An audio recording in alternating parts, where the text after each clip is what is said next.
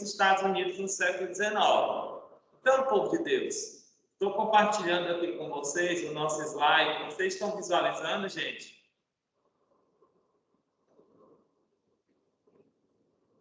Povo de Deus. Estamos. Obrigado.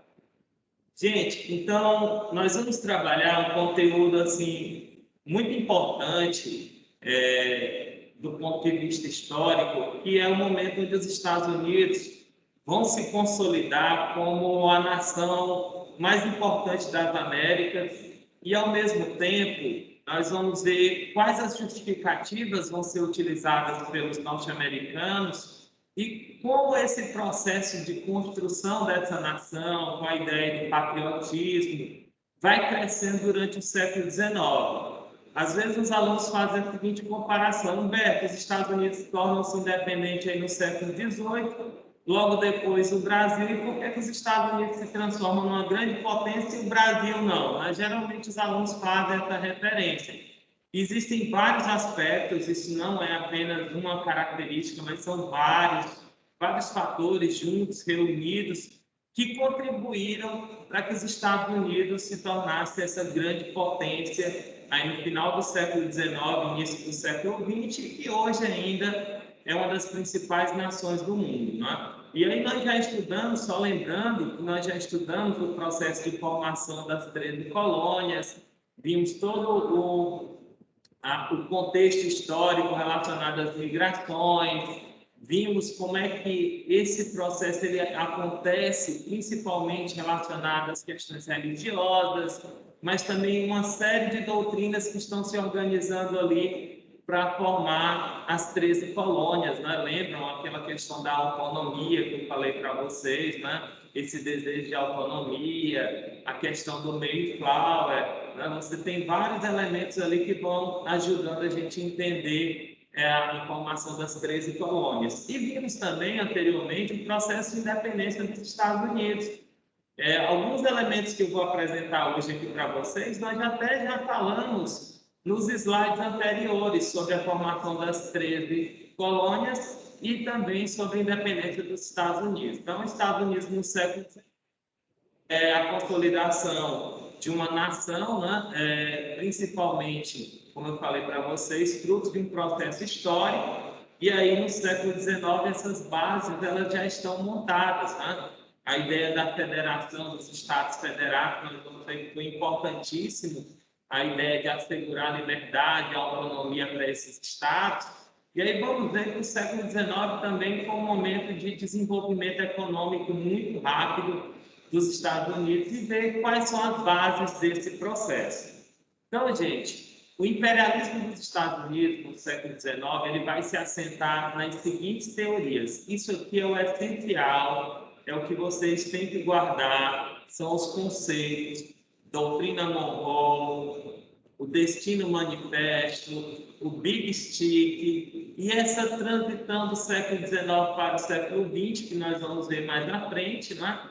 E a política da boa vizinhança já lá no século XX. Esses quatro grandes ideários, eles foram decisivos na constituição do imperialismo dos Estados Unidos, não esqueçam. Eles aparecem muito em questões vestibulares, em questão do Enem, por exemplo. Você tem charges associadas, você tem trecho de citação do presidente James Monroe. Então, você tem vários elementos. A doutrina Monroe ela também está associada ao nosso processo de independência. Nós vamos ver a importância e vamos ver o sentido da doutrina Monroe. Então, a doutrina Monroe, o Destino Manifesto, o Big Stick, a política da boa vizinhança, são 4 elementos importantes para a gente entender essa política imperialista dos Estados Unidos no século XIX e na transição para o século XX. Então, esses conceitos são fundamentais que vocês guardem. São territorial dos Estados Unidos, gente. Nós temos alguns elementos que fazem a gente compreender como é que essas 13 colônias que estão aqui do lado direito, elas vão se expandir e vão ocupar praticamente o continente inteiro, né? Além dos Apalaches, né, que na época da colonização até 1863, você tem uma colonização aí muito próxima a essa região dos Apalaches. E logo depois, essa colonização ela se espalha, e aí nós vamos ver o processo da chamada Marcha do Oeste. Então, esse mapa é um mapa bem detalhado, né, gente, das ações dos Estados Unidos, das conquistas territoriais, e como é que os Estados Unidos eles vão se tornando uma grande potência ao longo do século XIX e início do século XX, né? E aí você tem aqui a lei de 1763, que proibia, né, passar dos Apalaches, e aí a partir daí você tem a expansão dos Estados Unidos, dos estadunidenses, para esse território a oeste. E aí nós vamos ver como é que foi esse processo de conquista desses territórios.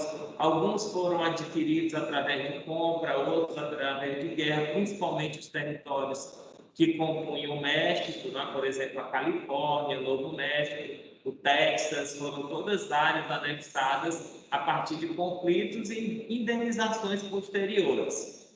Então, aqui, gente, para a gente entender cronologicamente, né, como é que esse território ele foi se formando. Então, você tem um território até 1763, está aí nesse verde clarinho, né? E aí a expansão do território período a período, né? Com territórios a partir do momento que eles vão expulsar os indígenas, formando aldeamentos, né? Nós temos a partir de 1863 um desenvolvimento muito rápido em termos econômicos. E aí você tem o território da Louisiana, comprado da França, outro território da Flórida, comprado da Espanha. E aí você tem um processo, gente, de aquisição de novas terras, até a gente chegar aqui nesse território que vocês vão perceber, que é o território do México, e grande parte desse território ele foi tomado a partir de guerras, de conflitos. Então você tem aqui o Alasca sendo comprado também, o mapa não mostra aqui, mas a região do Alasca, o Havaí depois foi anexado. Então você tem aqui grandes territórios dos Estados Unidos, essa expansão de territorial gigantesca durante o século XIX. É uma expansão territorial, gente, que não esqueça, também em termos populacionais. A população dos Estados Unidos ela vai praticamente que dobrar no período aí de 20 anos durante o início do século XIX. Então, uma das teorias, gente, que embasa o processo de expansão para o oeste, ou a marcha para o oeste, foi a doutrina do chamado Destino Manifesto. O que é que dizia o Destino Manifesto? O Destino Manifesto era uma crença muito comum entre os habitantes dos Estados Unidos, que diziam que o destino dos Estados Unidos era colonizar toda a América do Norte, era chegar até o Pacífico, era colonizar todo esse território e que Deus estava iluminando eles para eles, nessa missão civilizadora, né, desenvolver todo o processo de colonização. E uma das sínteses dessa ideia de Destino Manifesto é essa pintura do John Glass, O Progresso Americano de 1872. Então, você tem aí a ideia dos Estados Unidos na marcha para o oeste, da expansão deles levando a civilização, né? E aí você tem várias caravanas ali. Tem até uma imagem, gente, que é muito interessante, que é dessa espécie de carroça aqui no fundo, que tem pintura também trabalhando a chamada marcha para o oeste, na chamada trilha de lágrimas, que eu vou mostrar para vocês, né? Interessante as referências, como elas se cruzam dentro desse contexto. Então, o Destino Manifesto vai justificar a chamada marcha para o oeste, a expansão para o oeste. E qual a consequência disso, Humberto? Por exemplo, a corrida do ouro é um dos elementos da marcha do oeste, que está inserido dentro desse contexto da marcha do oeste. Então, essa citação, essa ideia de destino, gente, foi cunhada pela primeira vez por um jornalista, John O. Sullivan, onde ele dizia que os Estados Unidos tinham essa missão, uma missão dada por Deus, que era algo natural e que fazia parte do seu destino colonizar todo o território da América do Norte. E, se fosse preciso, poderia usar a violência como forma de prática nessa expansão, né? Não esqueçam disso. uma expansão onde esses territórios que eram ocupados por povos nativos, indígenas, eles não eram vistos como processo de parte do processo civilizatório, mas era visto como um obstáculo para a civilização ser implantada dentro do continente norte-americano. Então, a expansão do Oeste vem a partir dessa construção desses indígenas, né, uma visão histórica, onde eles fazem parte de um obstáculo para você conquistar todas essas terras. Como eu disse para vocês, até 1763 existiu uma proibição que não era permitido que esses colonos avançassem a partir dos Apalaches. Mas aí essa lei foi derrubada, gradativamente eles começam a se movimentar para o oeste, e aí você tem o marco da compra da Louisiana, junto à França, né, que termina sendo o marco dessa expansão rumo ao oeste. Como eu disse para vocês, esses indígenas não eram vistos como parte integrante. Gente, tem uma coisa muito interessante, né? Os indígenas dentro dos Estados Unidos, por muito tempo, até o início do século XX, a ideia é que o índio bom era o índio morto, né? Os filmes de faroeste, de western, eles perpetuam uma visão estereotipada dos indígenas, uma visão de massacre, né? A ideia é que esses índios eles deveriam ser caçados, eles deveriam ser mortos, porque eles eram violentos, mas a violência estava partindo do homem branco desses colonos e não dos indígenas. Os indígenas, muitas vezes, eles foram alijados da sua terra, do seu território, e aí nós vamos lembrar, os Estados Unidos eles vão criar uma lei posterior chamada Lei de Terras, e essa lei ela vai fazer com que essas reservas indígenas elas se transformem em pequenos vilarejos, desestruturando toda a forma de existência desses grupos, né? Então é como se eu dissesse para vocês, eles vão limitar as terras que essa população nativa ocupava a partir da chamada Lei de Terras, que foi uma das formas de estimular a ocupação do Velho Oeste, o Oeste americano, pela população branca civilizada. E você tem alguns grupos indígenas famosos aí dos Estados Unidos, né? Os índios moicanos, os índios Cherokee, índios da tribo Creek. Você tem vários grupos, né? Eles vão se caracterizar ou pelo corte do cabelo, ou pelo uso dos cocás, né? Ou determinadas vestimentas. Você tem muitos grupos indígenas dentro dos Estados Unidos. E aí, em 1829, o Andrew Jackson ele vai mandar uma mensagem ao Congresso Nacional recomendando que fosse criada uma lei para remover esses grupos indígenas e que eles fossem mais afastados, né? E a partir daí foi criada uma lei, a chamada Lei de Remoção dos Índios, de 1830, vinculado à questão da Lei de Terras, que foi uma forma de incentivar. Mais à frente eu falo um pouquinho dessa Lei de Terras. Gente, um dos pontos assim, primordiais do século XIX, na formação dos Estados Unidos, foi a chamada Doutrina Monroe. A Doutrina Monroe, nós vamos lembrar que ela está inserida dentro de um momento histórico onde o Congresso de Viena está tentando restabelecer o absolutismo na Europa, e foi uma resposta dos Estados Unidos de dizer, olha, nós não aceitamos mais a interferência dos europeus no território americano. Então, foi um objetivo bem claro. Nós não aceitaremos a recolonização das Américas. Essa doutrina Monroe está muito relacionada à nossa história, mas também foi uma resposta dos Estados Unidos a uma guerra que aconteceu com a Inglaterra em 1812, não está aqui no nosso slide, mas eu estou citando para vocês, e às vezes essa guerra ela é esquecida, né, historicamente, ela é chamada de Segunda Guerra da Independência, em 1812. Ela foi, digamos, o fruto de um conflito por leis alfandegárias, leis inglesas, né, contra as ex-colônias inglesas, onde você tinha uma restrição de comércio com essas colônias. E aí foi justamente essa lei alfandegária que provocou o conflito em 1812 entre os Estados Unidos e a Inglaterra. Durou um ano, os ingleses venceram, mas aí foi, alguns historiadores até dizem, olha, 1812 foi um momento importante, porque ali se existia já essa ideia de patriotismo, se já existia essa ideia de nação forte, que vinha desde a origem dos Estados Unidos, isso se fortaleceu ainda mais, né? Alguns historiadores colocam como ponto central da ideia de Estado, nação, pátria, como elementos centrais para a consolidação desses conceitos de formação do Estado Nacional aqui nesse contexto.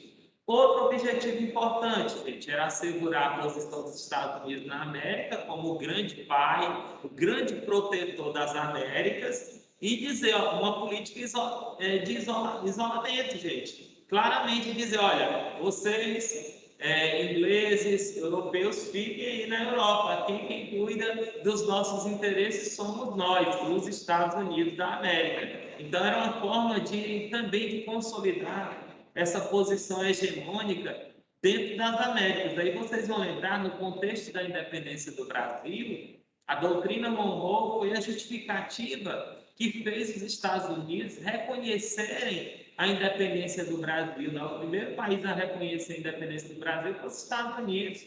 E depois a Inglaterra, num contexto de renovação de tratados de comércio de 1810, que estava vencendo, né? E aí a Inglaterra também vai reconhecer a nossa independência. Né? Então a doutrina Monroe está inserida dentro desse contexto. A América, para os americanos, era uma forma de dizer não à política de intervenção dos europeus e qualquer tentativa de recolonização das Américas.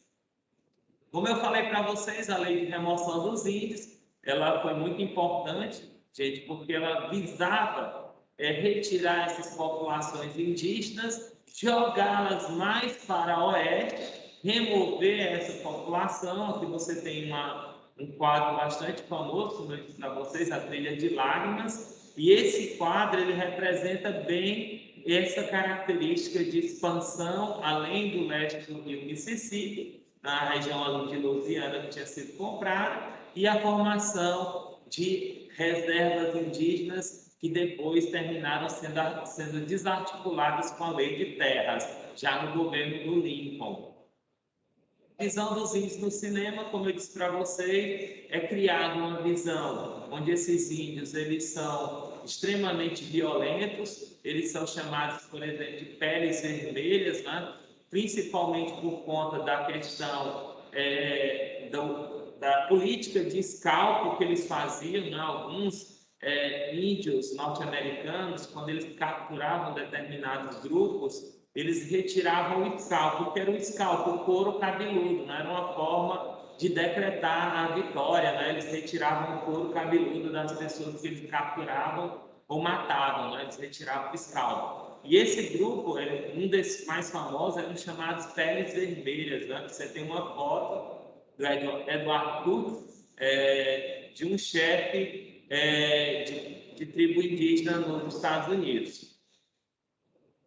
Eu tenho esse desenhozinho aqui, que depois eu queria que vocês assistissem, eu acredito que a gente não terá tempo. Essa visão do indígena dentro dos Estados Unidos, do faroeste, né? Do índio bom era o índio morto, ela foi muito popularizada. Tem esse desenho aqui do Pica-Pau, que ele representa muito bem essa ideia do índio, né? Não sei se vocês já assistiram a ideia de buscar o índio, que era o chefe, o Pica-Pau estava esculpindo um totem, o xerife estava atrás desse índio, né? Desse chefe indígena, e aí o Pica-Pau começa a ir atrás também desse chefe indígena, né? E aí vem toda aí uma construção ideológica, né?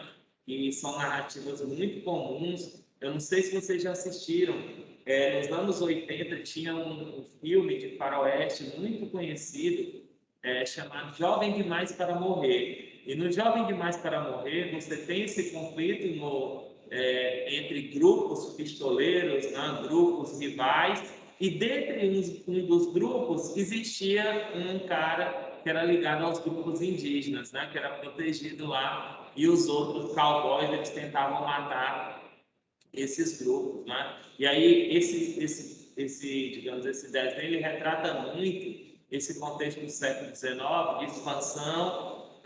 expansão para essas terras do Oeste e de limpeza territorial, limpeza no sentido de matar esses grupos indígenas, aprisionar, colocar eles em reservas, restringir os seus espaços para que a população branca fosse ocupando esse território. Então, é muito comum na literatura, no cinema, essas visões acerca do índio dentro dos Estados Unidos. Uma visão indígena, onde esse índio está atrapalhando e era necessário ser exterminado.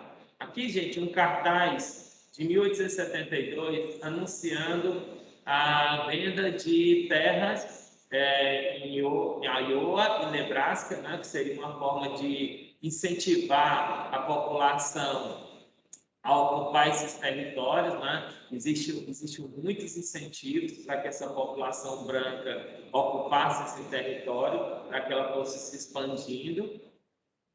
A lei de terras, como eu disse para vocês, né? A lei de terras ela foi dentro do governo do Abraham Lincoln, onde essas terras do oeste, que eram ocupadas por essas tribos indígenas, elas passaram a ser de domínio público e passam a ser vendidas para esses interessados, esses colonos brancos. Gente, era muito comum assim, o cara se estabelecia numa região, ele fazia a limpeza do território, fazia uma grande fazenda, começava a cultivar vários alimentos, e aí, com o passar do tempo, ele vendia essa fazenda e ia se expandindo para outros territórios.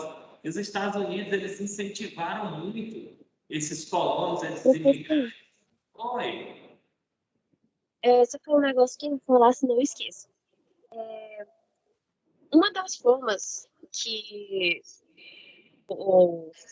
as pessoas, né, que iam para dentro do território, uma das formas delas dominarem e, de certa forma, contribuírem com o genocídio né, que houve nos Estados Unidos, era, assim, os povos, eles eram muito dependentes, digamos assim, se eu não me engano, da migração dos bisões, aqueles animais que têm, mais ou, se eu não me engano, mais ou menos chosos. Búfalo, parece um búfalo. Sim, búfalo, bisões, enfim. Eles eram muito dependentes. E aí, uma das formas que eles faziam de acabar com os povos que ele moravam era matando esses bisões. Que aí, esses búfalos, esses bisões, que aí eles meio que ficavam deslocados, e aí era uma forma muito fácil de dominar. Muito legal essa participação. E aí, tu já me fez lembrar de um aspecto interessante também, a questão de espalhar doenças, né? Também era uma outra forma de dizimar essas populações indígenas. Então, uma das formas de retirar os recursos naturais, muitas reservas indígenas começaram a ser cortadas por estradas, por exemplo, né? Foram desmatadas, e isso prejudicou muito essa população, que começou a migrar de forma forçada, né? Quando ele fica sem fonte de alimentação e também com essa questão de espalhar doenças, que era algo muito comum. Eu não sei se vocês assistiram, tem um filme com o Leonardo DiCaprio, que os colonizadores estão expandindo para essas regiões mais a oeste, e aí ele pega um casaco, uma das pessoas lá que estava no grupo para explorar a região, ele estava doente, e aí ele coloca o casaco lá no grupo indígena, e aí rapidamente eles são contaminados de várias doenças. Então tinha essa questão dos recursos naturais, do alimento, como a caça desses búfalos, desses bisões, e também essa questão de espalhar doenças também é muito comum. Muito bom sua participação. Então, a lei de terras, ela foi importante porque ela foi uma forma de incentivar esses imigrantes a colonizar essas terras do oeste. E aí, como eu disse para vocês, tem várias consequências a partir dessa colonização do oeste. Por quê? Porque a partir desse momento, gente, os Estados Unidos eles começam a se desenvolver também em termos econômicos. Eles iniciam um processo de desenvolvimento na questão da tecelagem, da fiação, e eles começam a atravessar as terras indígenas com ferrovias. viu, gente? É uma das características também do século XIX, a partir da metade do século XIX, eles construindo grandes estradas de ferro, entrecortando as reservas indígenas, que foi outro aspecto que colaborou aí para a desestruturação desses grupos nativos, né? Então, essa imigração está muito relacionada. Veja, gente, que mais de 42 milhões de europeus entre 1820 e 1930 vão migrar para a América do Norte, né? De várias nacionalidades. E a ideia é aquela ideia que foi bastante difundida lá no Ben Fala, né? Fazer uma nação livre, fazer a América e vencer na vida, né? Seria um discurso muito comum nesse momento. Então, você tem aqui, nessa região norte, começam a se desenvolver várias indústrias e fábricas, e baseada principalmente nessas riquezas do Velho Oeste, principalmente o ouro, né? E aí você tem essa expressão que era fazer a América, justificando a colonização dessas diversas áreas.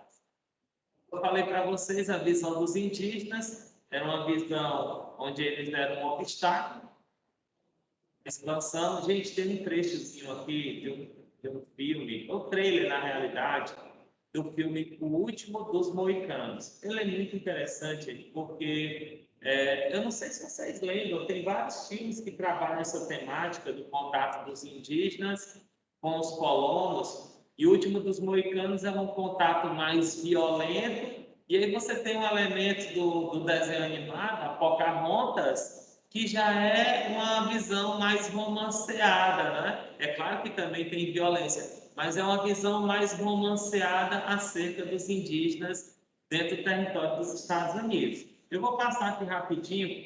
Nesse slide, eu coloquei 3 trechos de filmes. O Último dos Moicanos, Lincoln e Infiltrado na Clã, que são 3 temáticas importantes para a gente entender. Eu vou compartilhar aqui com vocês rapidinho esse trailer, muito interessante.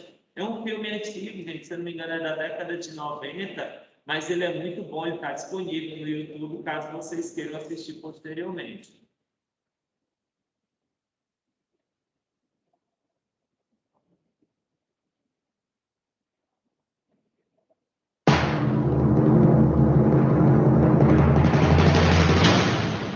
It's not as I imagined it would be, thinking of it in Boston. The frontier is the only land available to people. Out here, they're beholden to none. As a new land was being carved out of an untamed frontier. Just dropped in to see how you boys is doing. One man, defiantly courageous, stood his ground. I thought all our colonial scouts were in the militia. I ain't your scout. You sure ain't no damn militia. One woman, fiercely independent, followed her spirit. My father warned me about people like you. He said, do not try to understand them.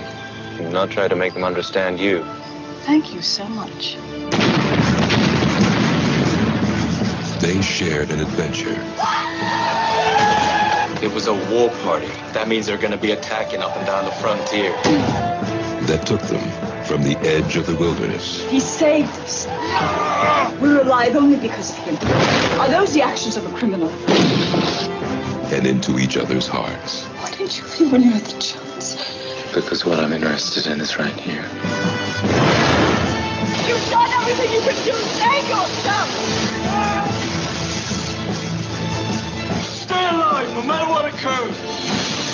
I will find you. No matter how long it takes, no matter how far, I will find you.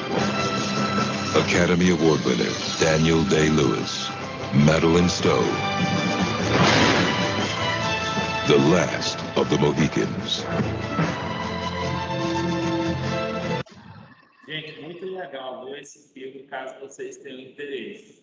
Então, como eu disse para vocês, a Lei de Terras, feita durante o governo do Abraham Lincoln, foi importantíssima para decretar várias terras como terras públicas, e aí os colonos tinham o direito de cultivar essas terras com a forma de incentivar esses imigrantes a ocuparem esse território.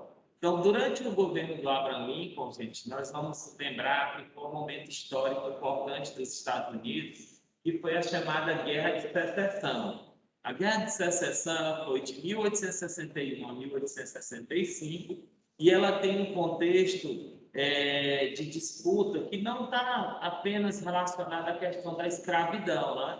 Que às vezes a gente pensa, olha, o norte era industrializado, o norte era contrário à questão da escravidão. Eles não queriam que a expansão escravista viesse para o norte. Essa é uma das questões. Então, para o sul, por exemplo, os Estados Unidos, nessa divisão, como eu falei para vocês, de estados federados, dava autonomia para que esses estados se organizassem e se estabelecessem da forma como eles desejavam. Mas aí a Guerra de Secessão ela tem um contexto onde você tem dois grupos se organizando, a União formada aí por esses estados federados do norte e os confederados que eram representantes do sul. Então, de um lado, esse é no norte que vai se originar o Partido Republicano, e aí ele tem uma política econômica mais protecionista, era a favor da abolição da escravatura, e já o sul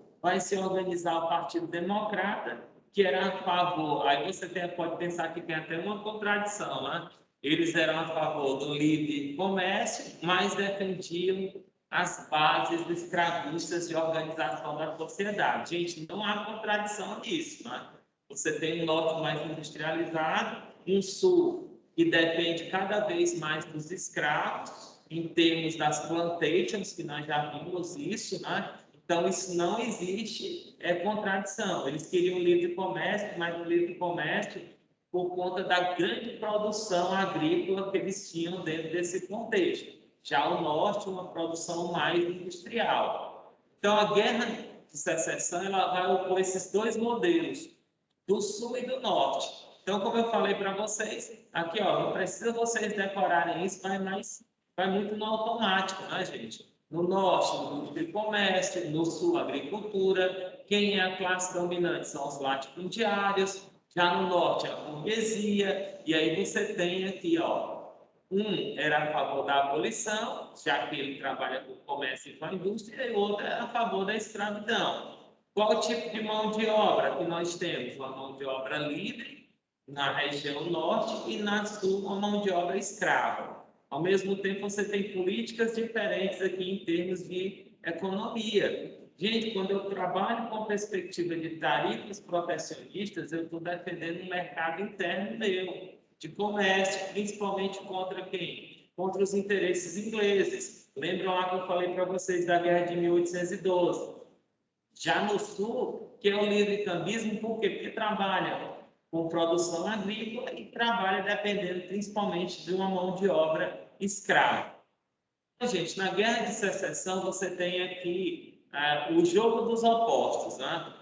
Como eu disse para vocês, são dois modelos totalmente diferentes, onde você tem uma burguesia chefiando o processo no norte e no sul uma elite latifundiária, aristocrática, que defende a escravidão como elemento de continuidade dentro dos Estados Unidos. E aí você tem um processo das eleições, chega ao poder o Abraham Lincoln, em 1860, e aí você tem toda essa ideia de buscar uma união dentro dos Estados Unidos, e uma união onde o entrave principal estaria na questão da escravidão, não esqueçam disso, né? Então, esses estados do sul, eles terminam rompendo com os estados do norte. Você tem um período de guerra, que é também chamada de guerra civil ou guerra de secessão, por conta da divisão entre norte e sul.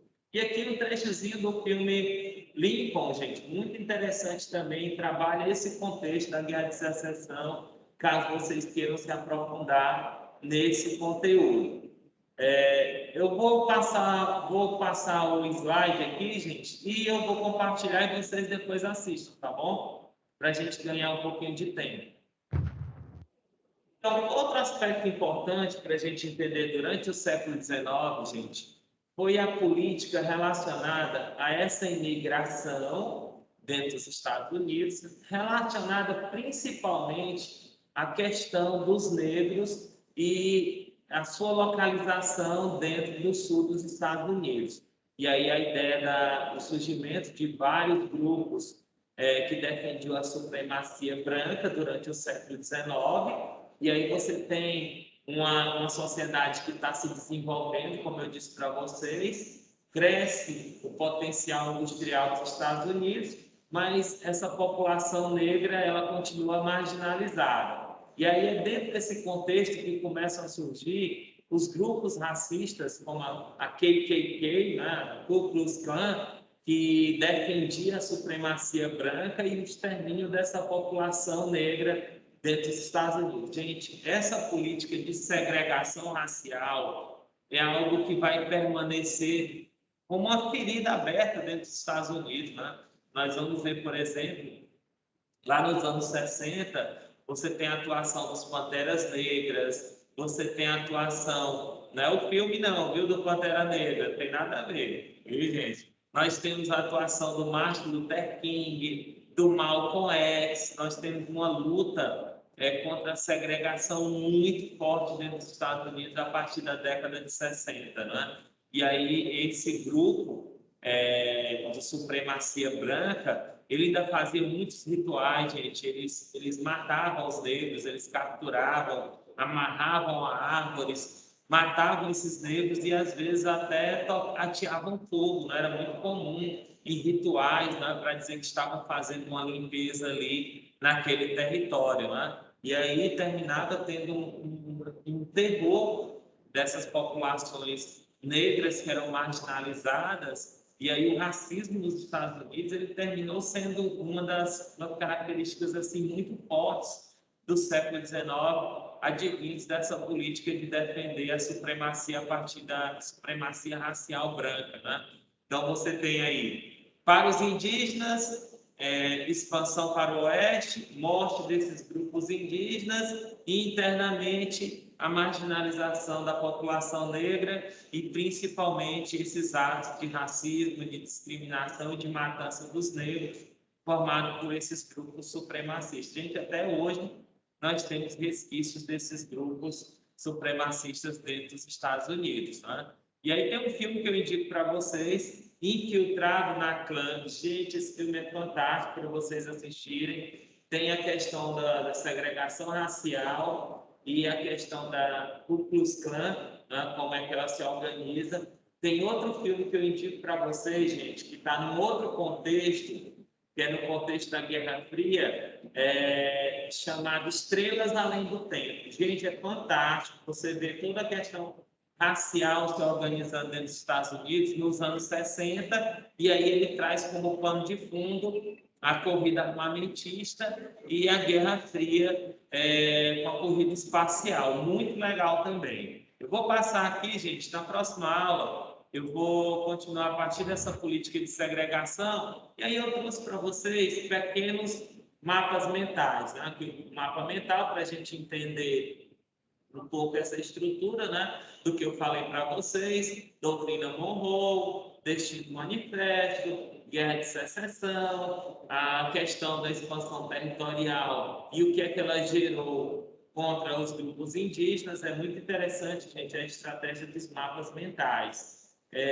Vejam na internet, então tentem fazer os seus mapas mentais, porque é muito importante a gente faz uma estratégia de organização do nosso pensamento, né? Os mapas mentais nos ajudam nessa perspectiva. Aqui o outro vídeo, não dá tempo para a gente mostrar para vocês. Gente, aqui era um assunto para a gente ter 3 ou 4 aulas, mas infelizmente o nosso tempo está muito curto, né? Como eu disse para vocês, vou tentar algumas aulas extras para que a gente possa aprofundar algumas discussões. Gente, está faltando um pouquinho no slide só para trabalhar o Big Stick, a política da boa vizinhança, para a gente fechar aqui o nosso conteúdo na próxima aula. Tudo bem? Povo de Deus, um grande abraço para vocês, tudo de bom. Gostei da participação, quem abriu o microfone, eu não sei quem foi, viu? Eu vou falar também, gente, das leis de Jim Crow, porque depois Tem um monte de questão relacionada aos panteras negras. Eu vou falar para vocês na próxima aula. Tem algumas questões interessantes, eu não mencionei aqui, mas tem as chamadas leis de Jim Crow, que foi uma lei estabelecida dentro dos Estados Unidos, que mesmo com a abolição da escravatura, em alguns estados americanos ainda existiam leis de segregação racial. Vou falar sobre isso também na próxima aula, viu? Que está muito relacionado. Tudo certo? Povo de Deus, um grande abraço para vocês. Até quinta-feira. Tudo de bom.